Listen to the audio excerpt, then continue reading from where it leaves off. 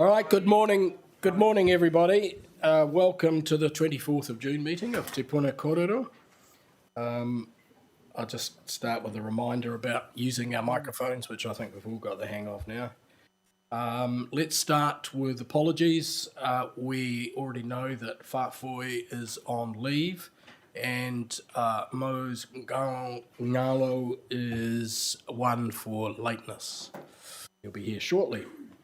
So let's move to item 2 on the agenda, public forum. There have been no requests to speak in public forum. Conflict of interest declarations. Does anyone have a conflict of interest they wish to declare regarding the meeting content this week? No, very good. Move on to notification of extraordinary business, of which there are none. We then move to the confirmation of minutes of Te Puna Kōrero of the 10th of June. I'll move those to get them on the table as a true and correct record. Do I have a seconder? Yes, very much, Councillor Hayward. Does anybody have any comments, corrections? In that case, I'll put the motion. All those in favour? Aye. Those against? Carried. So that moves us to our reports, substantive reports. Item 6.1 is proposed changes to the 2021 development contributions policy. So I'll take it as read. You'll note that there is also a table that has been provided because those prices were unclear. And the information was unclear, and thank you for providing that table. That was much better. Does anyone want to discuss this? I'm taking it as read. Zach is here. Do you want to go to the microphone, Zach, just in case? Which one are you moving? Option 1 or 2? What are you saying? Sorry? Development contributions policy. Are you moving? I'm moving option 2.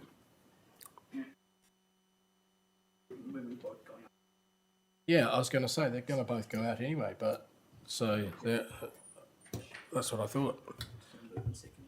Yep. Who do I have a seconder, please? Yes, thank you, Councillor Ford.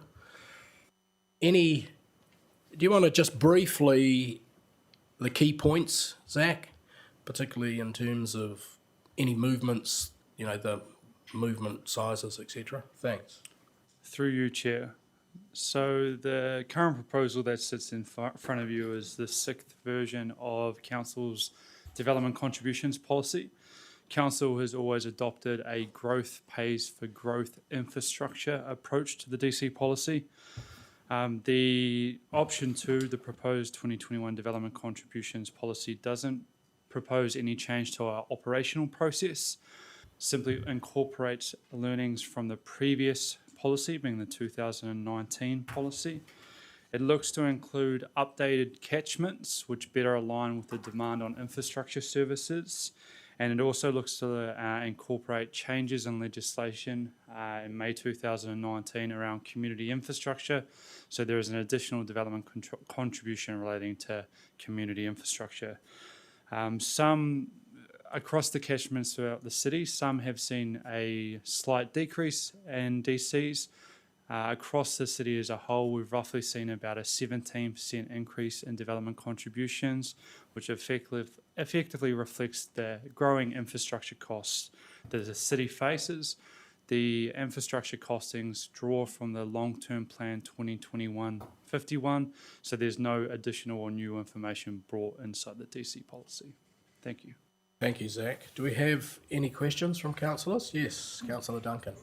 Yeah, on page 12, DC charges for community infrastructure, under the heading of proposed change, it's noted that future policy reviews may look at the cost associations of reserves to non-residential developments. It made me think, wouldn't everything be looked at in future reviews of it? I mean, why would we specifically nominate this one? Through you, Chair. So the point there, we tend to notify where we know there's something that we'll directly address. With every new version of the development contributions policy, we obviously take that from scratch to incorporate best practice. Our current residential non-resident, current residential approach to reserves is applied across the city. Previously, we hadn't actually applied that to the non-residential portion of the city, which is actually, there are some councils which have incorporated it. So that is our next step when we go to the next policy, is a point of detail we want to investigate further and put the time behind it to understand it. So that's why we're simply highlighting that that's probably an area we will focus on in our further development. Yeah, just one further question was page 45, item 84. Total floor area of development is used as a proxy for impervious area. Why is there no basic sort of paved area included in that? Through you, Chair. So impervious surfaces relates to anything which is effectively hard or not grass or natural. So impervious surfaces capture anything which is concrete, roading, the roof of a property. So it's the proxy or the term that's generally used within DC policy to explain that. And I believe it relates to the actual infrastructure, but I'm not a asset-specific technical expert on that. I'm not sure whether that did answer your question, Mike, in terms of, so you're taking floor area as the proxy. And I think Mike was asking the question, do you not take other hard surfaces into account as well? Sorry, through you, Chair, No, that's fine. misunderstood the question. So there is two calculations that go into the non-residential calculation, which is the floor area and then the impervious surfaces, which includes all hard areas. So there's a double catch in the calculation. Thank you. Are there any other questions? Yes, Councillor Morrell. Just on page 44 for Porirua Bay, Plimmerton, Paikakariki Hill and Pawata Hanui, it says it looks like it could be 3.975 million houses are going to be built. There seems to be a typo there. Could someone just tell me, is it 3,975 should that be? Through you, Chair. So this is a typo that was made as we had included the track changes. We fortunately have some other amendments which Councillor Duncan has provided us earlier, which we will incorporate at a final stage. So it is simply a typo. And these are covered in the recommendation about minor editorial changes. So I just good pickup. I just note also, my printer ran out of paper last night. I was trying to work this because I know that we have talked about this, although I must be getting Alzheimer's because I vaguely can't remember how long ago that was that we did. But the reality of it is, when I saw some of the costs and some of the developers who I've been talking to, we're talking like $40,000. So affordable homes, where's that going to go? But in saying that, I noticed that Lower Hutt this morning have introduced, or last night introduced, or brought theirs out, and they've got developers jumping up and down already over that. But some of them have doubled. And, that's a real, at the end of the day, someone's going to have to pay for it, I realise. But it's just a concern that these costs are completely getting out of hand. And at the end of the day, it's, it's the user pays, I guess. But to double, though, is a concern from my point of view. Just Noted. What's that? You'd like to answer it? Well, it is. Can I have a go back at you? I mean, obviously from developing industry, yes, it's doubled, but we're putting in, or they want to put in those areas up there where there's no sewage, so it's all coming to the plant. The pipes all need to double. So council cannot afford to pay it, and we agreed at this table, development pays for development. And even at 48,000, we're still under what we should be charging. It could be 80, but we can't do that to them. So bottom line is we're still taking some of it. And I know it gets passed on to the next buyer because they pass it on, and there will be no affordable sections. There's no such thing as affordable sections anymore. So, it's tough, I agree.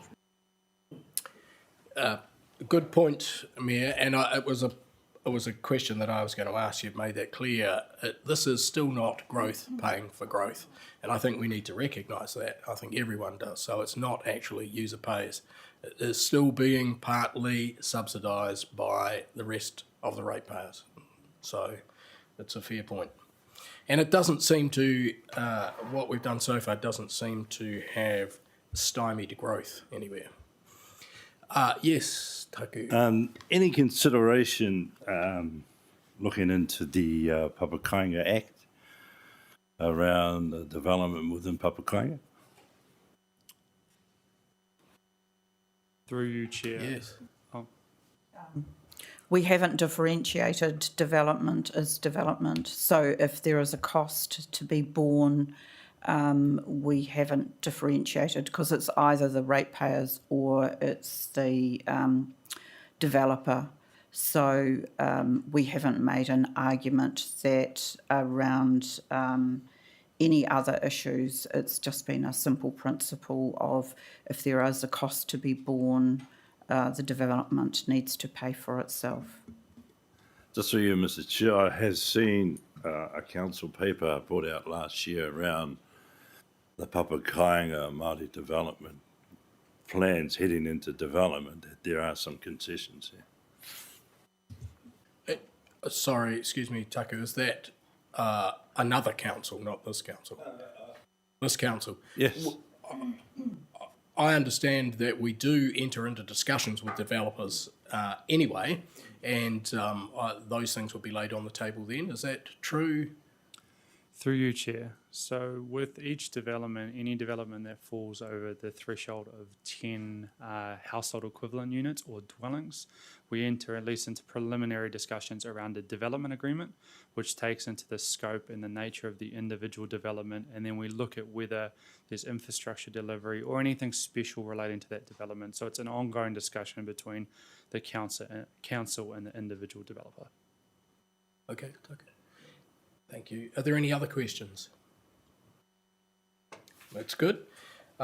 Thank you for that. I think that's very clear. It's going out for, what we're agreeing is that it goes out for consultation. So undoubtedly we'll get some feedback from developers and others probably. So I'll now put the motion. All those in favour? Those against? Carried.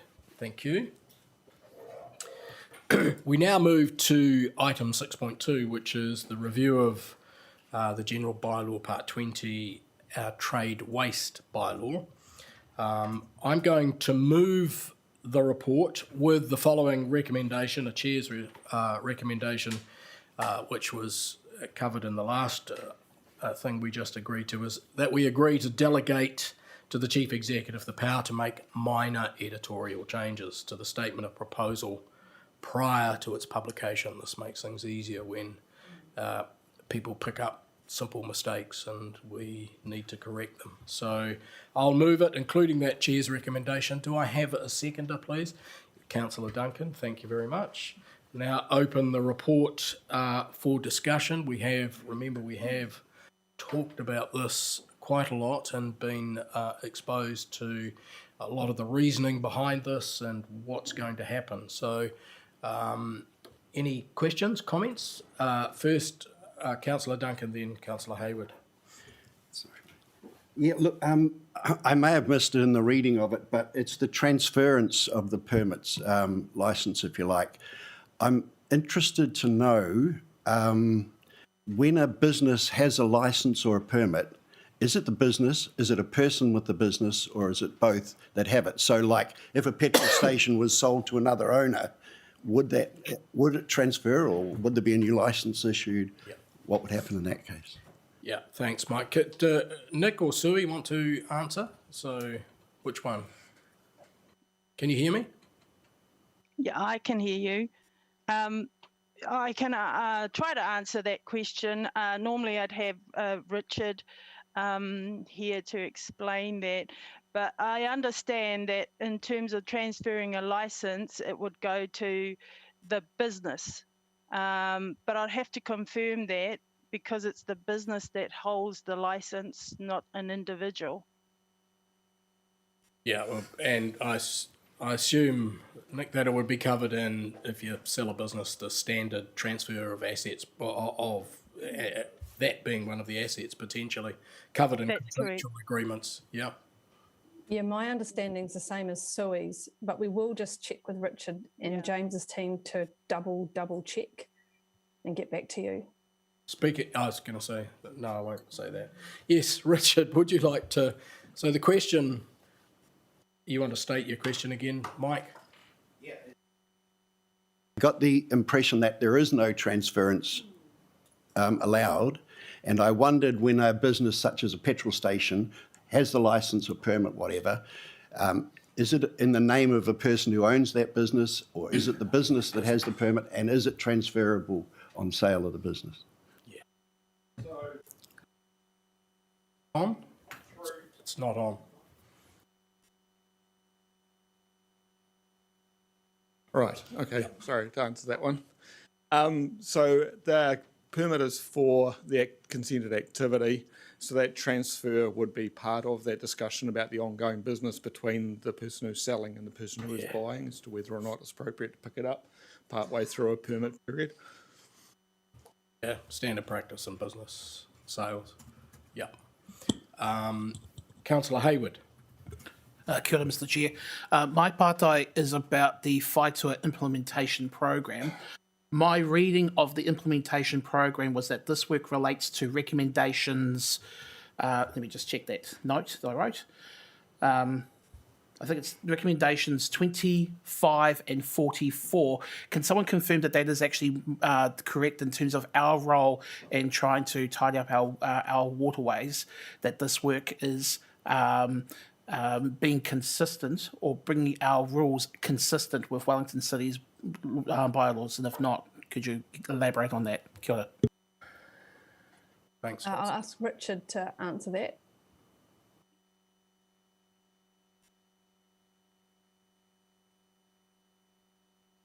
Is he there? Yeah. There he is. Yes, he's there.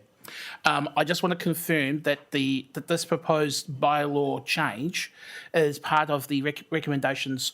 I believe it's 25 and 44, or more precisely 44 of the Whaitua implementation program, with relevance to both us and Wellington City Council improving their bylaws around trade waste and being consistent. If it's not consistent, could you just let us know and elaborate why? So to answer the questions, the changes we are making are largely consistent with Wellington City. The idea is that while the treatment plants treat things differently to each other, the way we assess the trade waste becomes the same, so that we end up basically apples for apples in a process sense. Thank you, Mr. Chair. Okay. Are there any other questions for any of the officers present? No, I think it's pretty clear, and it'd be great to get on with it and see how it goes. Make a difference. So I'll now put the recommendation, including the power to make minor editorial changes. All those in favour? Those against? Carried. Excuse me. Right, that now moves us to item 6.3, which is the City Centre Revitalisation Work Program for 2021 and 2022. Look, I'll take this. I'm going to move it to put it on the table. Do I have a seconder, please? Yes, thanks, Councillor Trillin. Now, I'm taking it as read. Thank you for updating some of the diagrams and pictures. Steve, would you like to run us through this so that we completely understand it, please? Yes, it has got some nuances, this report. Thank you, Mr. Chair. So last year, we brought to Council the CBD Work Program, and we established, after a workshop with councillors, a 10-year work program that was indicative of how we'd like to stage a capital works program.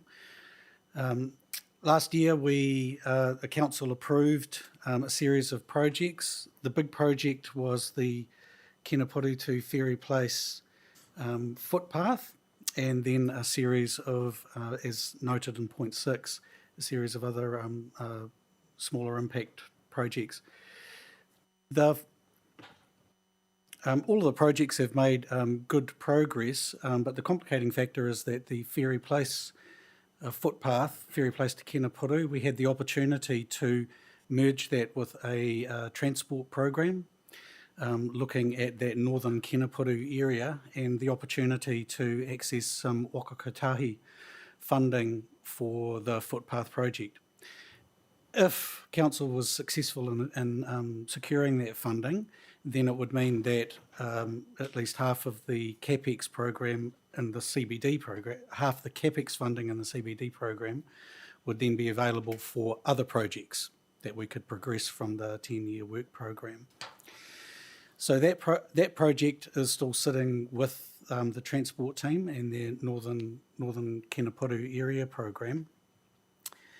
And then following on from that, we have a series of other projects which are all interdependent on other activities occurring in the city.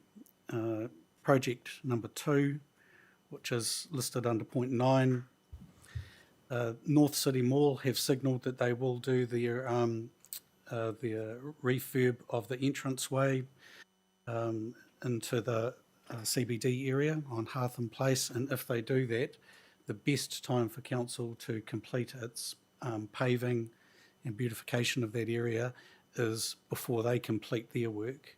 So we've prioritised that. But if North City again pause their works, then we would bounce them to Project 3, and then we would bounce to Project 4 if Project 3 didn't go ahead, and then we would bounce to Project 5 if Project 4 didn't go ahead. So that's the way we've tried to lay out the paper, and happy to take any questions about that. Are there any questions, councillors? Mayor Baker. Just a couple. How are we telling people about the bike racks? Because no one knows what the hell they are, including councillors. Like, seriously, no one knows what they are. I've worked out you can probably get 6 bikes on that, but I'm not actually sure.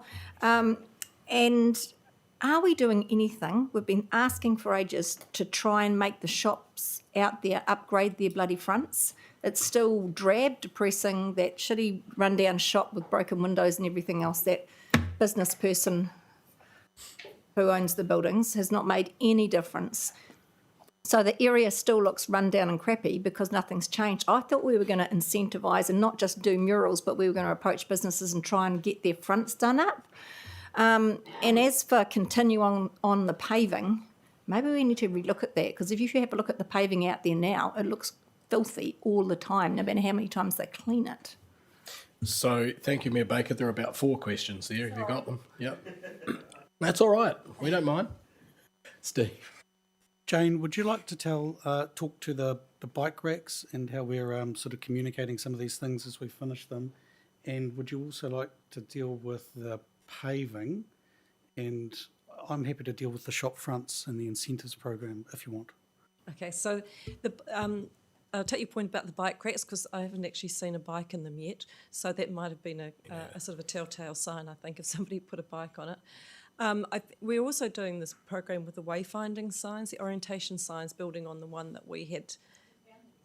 No, they're not in yet. They're still, in the report, we optimistically said they're installed, because I thought that they might be by then. But it's just there's all the underground issues and footings and that sort of thing. So they're designed and ready to go. And then we're also doing some extra. There's idea of art boxes that will be light boxes as well to go down the middle of the spine. So there's a program of works, and I think it would be good to do an announcement, a bit of publicity around these things when we've got a bit more than just the bike racks. So that we're doing these new orientation plinths from the railway station to the arena and to Pataka.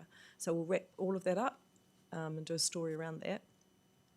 The paving. We haven't got to the next stage yet, whether we get to Harden Place or not, but take your point, I know that's been an issue, and I know that Julian Emini is looking further in how we do have a cleaning contract. Well, the Streetworks have a cleaning contract with them.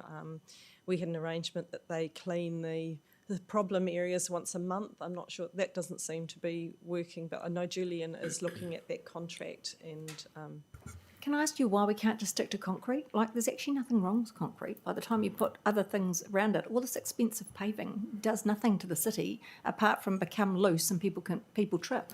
So just a personal comment. yeah. I guess that's something that can be looked at, Mayor Baker, but it's too late now for. Yeah. We'll certainly take those comments on board when we go, if we go to that next stage. Approaches. Okay, so that's those two questions, and then. And then there was the question about the shop frontages. That's complicated because the businesses don't own the shops. Most of the businesses are just tenants in the shops.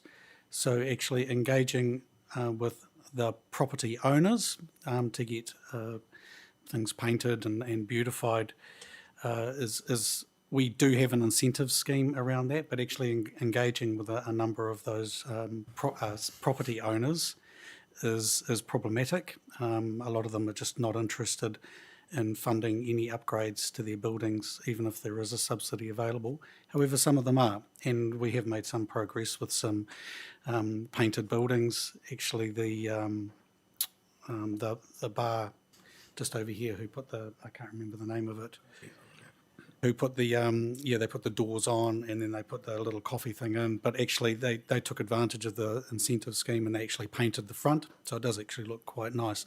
And there's a few building owners who do that. The other part is the business owners, and really the business owners have got control of their window and the window dressing. And that's a little bit more challenging, but actually last Christmas we were quite successful in using the incentive scheme to do window dressing, and I don't know if you remember, but we had a local artist go through and do a whole pile of sort of themed Christmas decoration painting on a number of the windows, and we worked with the actual business owners to do that part and used our incentive scheme for that. But a lot of that window dressing type stuff is very temporary. The permanent stuff has to be with the landowners, but we do still have the incentive scheme available. Does that answer your questions, Mayor Baker? Yeah, I guess it does, but I'm happy to speak to all those building owners as a group and put the council's ideas out, because actually we want the place to be humming again like it used to be, and it used to be coloured and vibrant and we had lots of people there, and these people are just holding our community to ransom by not doing their things up. So I'm happy to get out with a paintbrush and help them, but we actually need to make the effort, because I feel like we're not making the ruddy effort, and it's maybe not you, it's them, but I need to tell them that. Noted, Mayor Baker. I think we'll put that on the activities list. And noted that this has been an issue for decades. That's been other mayors have already tried as well unsuccessfully. I really hope that you're successful. That'd be fantastic. No. Yes, right. Next we've got Councillor Weehapi, then Councillor Morell and Councillor Duncan and Councillor Hayward. Thank you. Mayor Baker stole my question. So now that Or should we move on? Now then? that I've no, because I do have something to say, and I'm in support of what Mayor Baker has said about the paving. And I would think that the pathways that we have planned and the footpaths, we will not be using the same paving that is the same as the existing. Because it's absolutely filthy, it's unkept. It's actually ruined the overall look of this very expensive project here in the CBD. Also, can we ask the two bakeries where it is at its worst to perhaps talk to their customers about not feeding the birds, because that is actually what the issue is outside underneath their seating. It is absolutely filthy. I've taken photos. People have sent me photos. We've uploaded it to Antenna, and there's only so much cleaning we can do. It's just, it really has ruined it.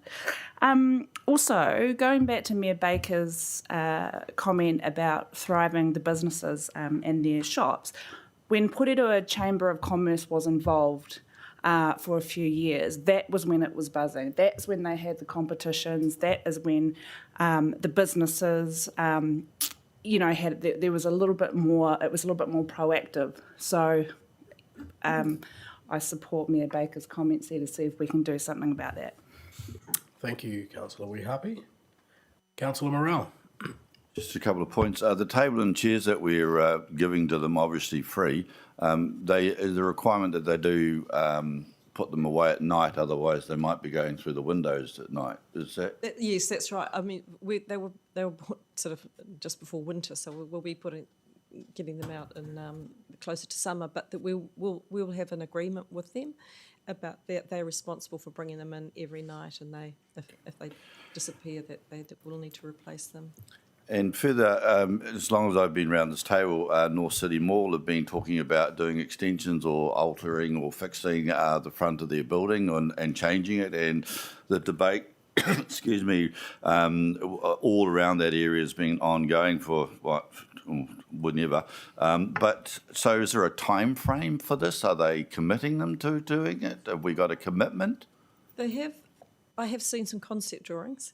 They are planning to do it towards the end of this year or early. It depends on them getting a tenant for what they want to do. I asked them that time frame, and they said hopefully, optimistically, late this year, early next year. And Mike make a comment about the bicycle racks. Maybe it's that mythical belief that everyone's going to ride bikes to the city centre. It's never going to happen, so they're probably going to be a dinosaur for as long as I'm around. Never say never. Say never, Councillor. Just one point though. And as you know, I've got this bulldozer, which I think I shall bring back in. But my belief when we started this whole process of trying to revitalise the city centre was to have a bulldozer start at one end and finish at the end, at the other end, and start again and rebuild the whole thing. And obviously, the problem is that these owners of the buildings get in the way. So are any of the buildings that we've got in the city centre in trying to get these guys or people to get their acts together earthquake prone? Have we got any controls that we can actually get heavy with these guys? Because again, we've been asking these guys to do this for a long time, and they just ignore us. And the buildings are outdated, and you know the rents are probably not high, so they probably don't get a lot of return. But is there another lever that that we can pull, or really get tough with these guys? Because being nice, and the mayor won't be nice when she talks to them, I know that, but that doesn't mean we're going to get any action. We need something a bit more to happen. Does anyone want to answer that? It would probably be worth coming back to council with the building regulatory team to go through. Earthquake prone. Oh, Leonie is here. Nick, do you able to answer the question about earthquake prone buildings? I didn't think we had any in the. No, so I think Leonie's there. She can talk to that specifically. She's got a good handle. The only other tool, which is still a bit blunt, is the district plan has new requirements for facades, and that only applies though when you've either got a new owner or a new building. So, and there's a lot of urban design work that has gone around the look of facades of buildings in the CBD. But that's a blunt tool still, because like I say, it requires something new, and I'd need a bit more detail. That's the only other place, but Leonie can talk to the earthquake prone. You want to do that, Leonie? Thanks. Kia ora. Through you, Chair. I just picked up the second part of your question because I'm here for another matter. But in terms of earthquake prone, we've run through our assessments, and we have no earthquake prone that we're seeking seismic strengthening for in the CBD. The buildings we've identified have already progressed in that space, so there is no leverage in that area in terms of the CBD. Building owners can still have a seismic assessment and bring that assessment to council, and we can declare it earthquake prone based on that, but we are not seeking any further assessments for buildings in the CBD. And in terms of the Building Act, the provisions under the dangerous and unsanitary section of that Act are very high, and there is not a lot of leverage in that space either to get building owners to upgrade, the rundown buildings and things like that. Did that cover your questions? Yes, it does, because really the answer is nothing's changed. No. Yes, very limited, yes. Thank you, Leonie. Councillor Duncan. Yeah, my question relates to Project 4 development of Ferry Place. I have to say I was delighted when I read this because it says when the Eastern Porirua walking and cycling bridge is built. Is that still on the cards, is it? We're optimistic.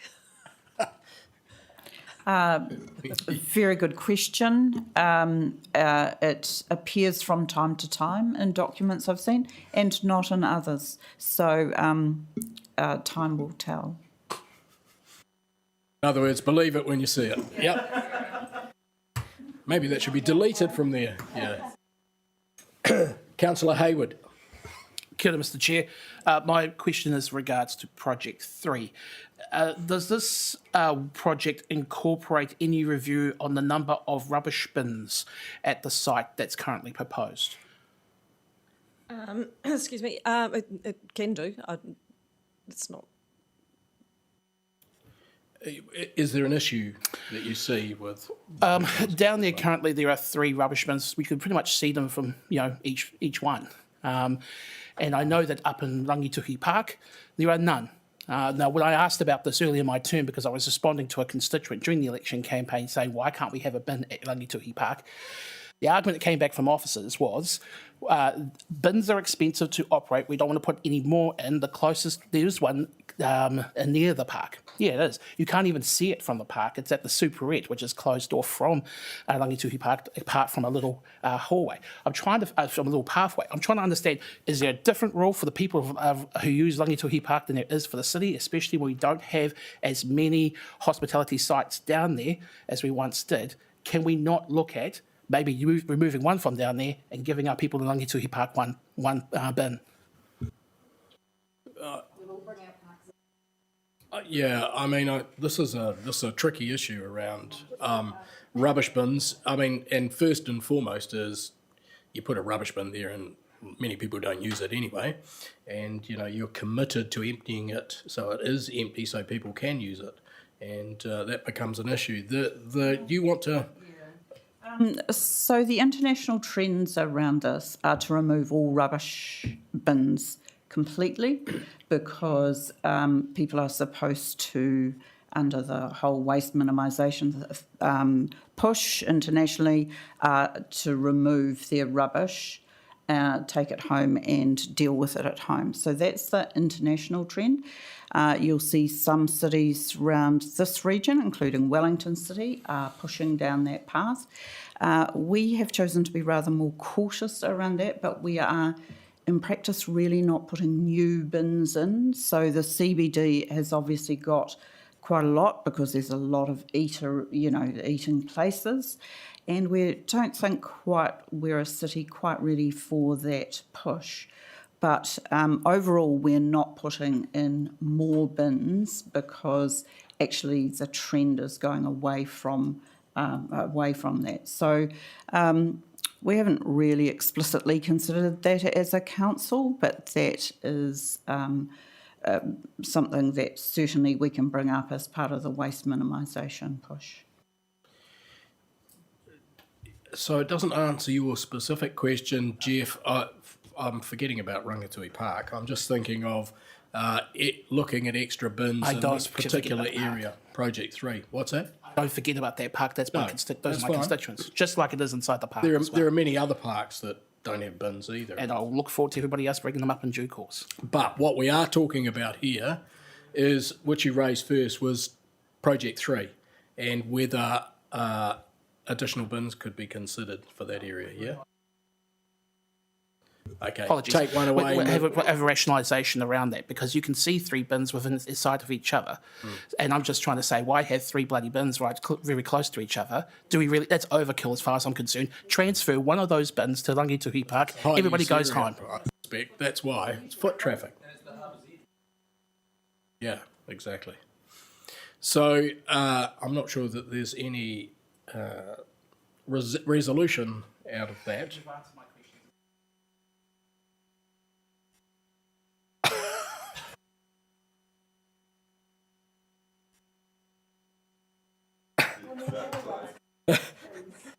Moving right along, are there any other questions from councillors regarding the city centre revitalisation? I guess there are some things that have come out of that in terms of having a look at the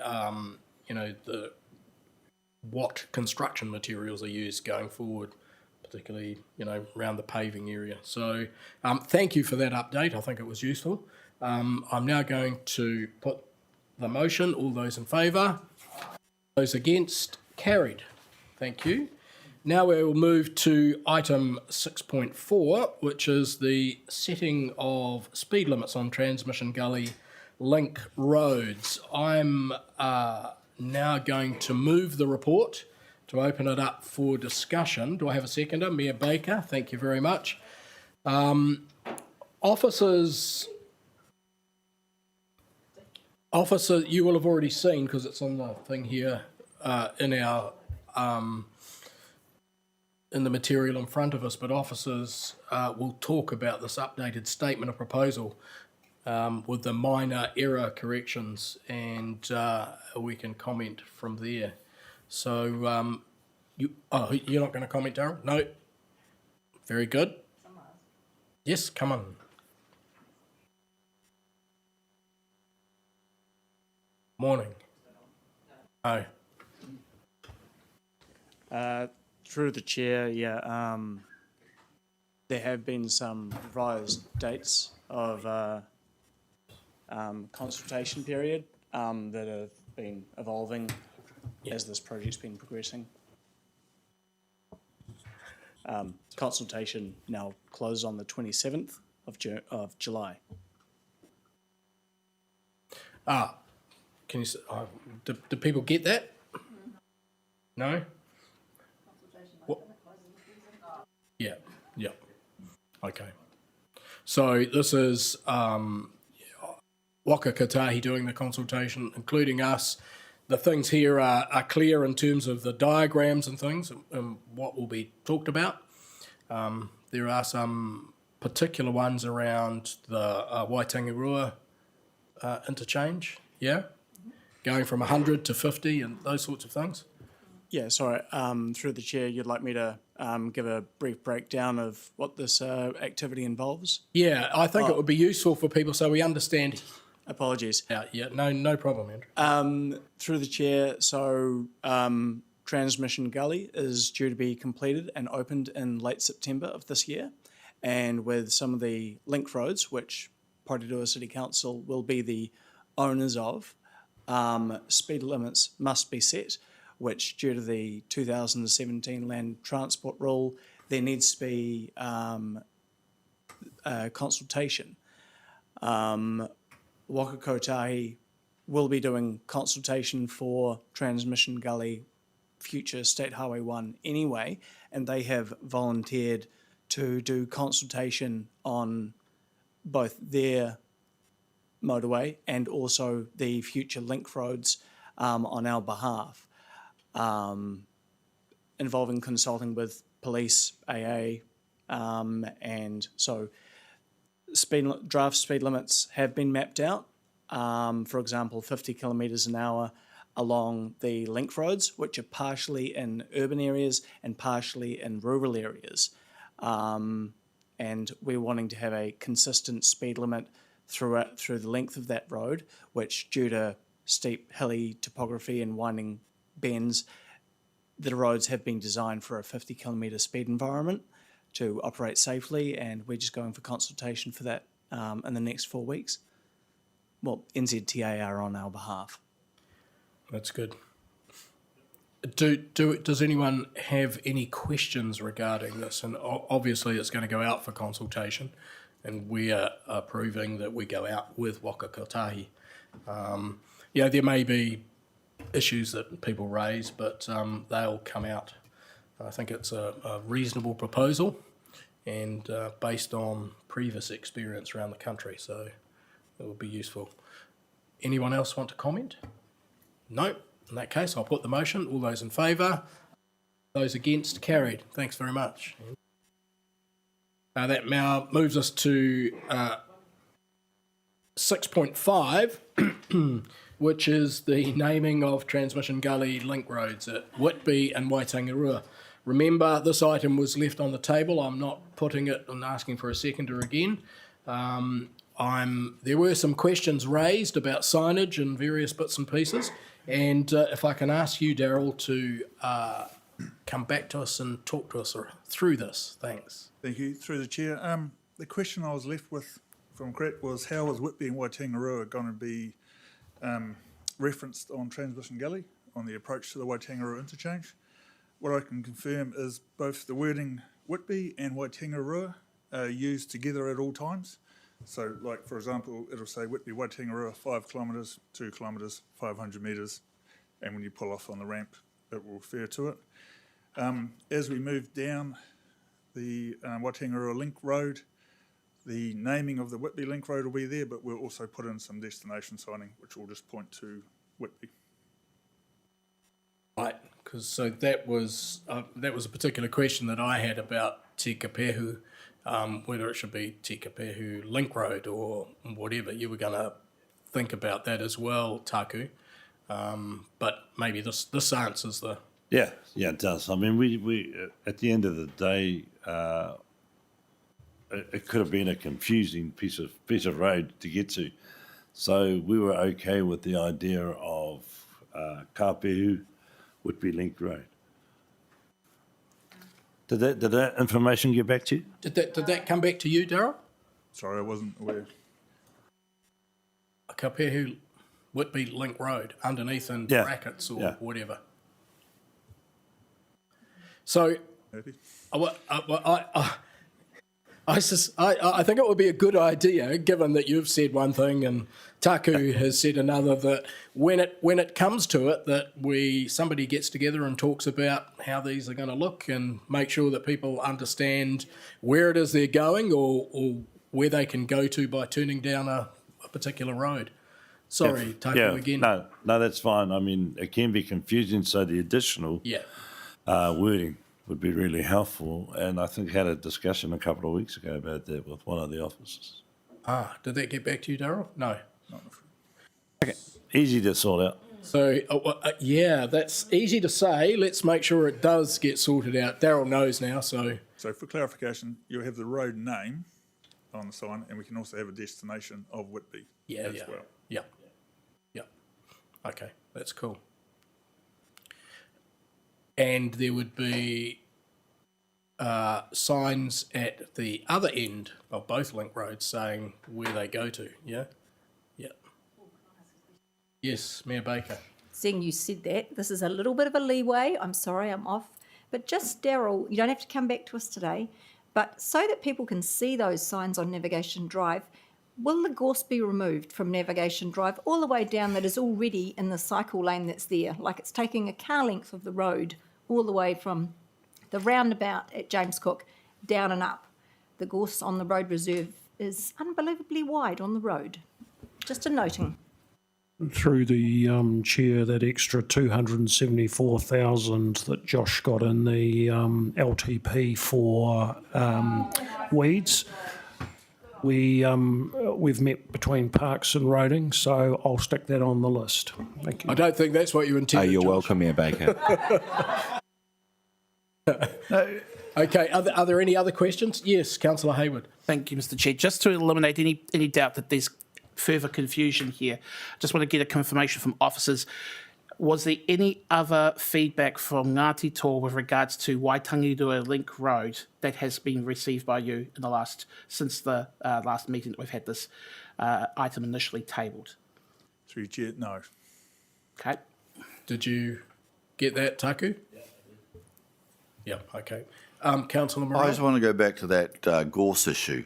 If it's an issue, it shouldn't be reliable on the extra funding. It should be a work in progress that should happen. And if it's not our problem, it should be, it is our road reserve. Okay, so that is our problem. Our problem, but it shouldn't be reliant on funding. If it's an issue, Extra it's funding, a problem. It should be done. Quite right. I did note the tongue-in-cheek. Okay. So I'm now going to to put that motion. All those in favour? Those against? Carried. And look forward to the signs and with the motorway opening and all the signs for the link roads working well. The correct signs? Yes, indeed. Allowed to just ask one question about that? We've already put it, but oh yeah, go well on, you can. I just wanted to know that where we're at with the intersection at James Cook Drive. Is that work going to be completed prior to the opening? Darryl can do that. I think the short answer to that is yes. There'll be a temporary roundabout there. Yep, was discussed at Waitangi. Whitby Residents Association last week. Yep, where two officers came and explained what was going to happen. So I think it's a great idea having a temporary one. Yep. So yes, thank you, Darryl. So we have moved that, have we? We've voted. Yep. All those in favour? Very good.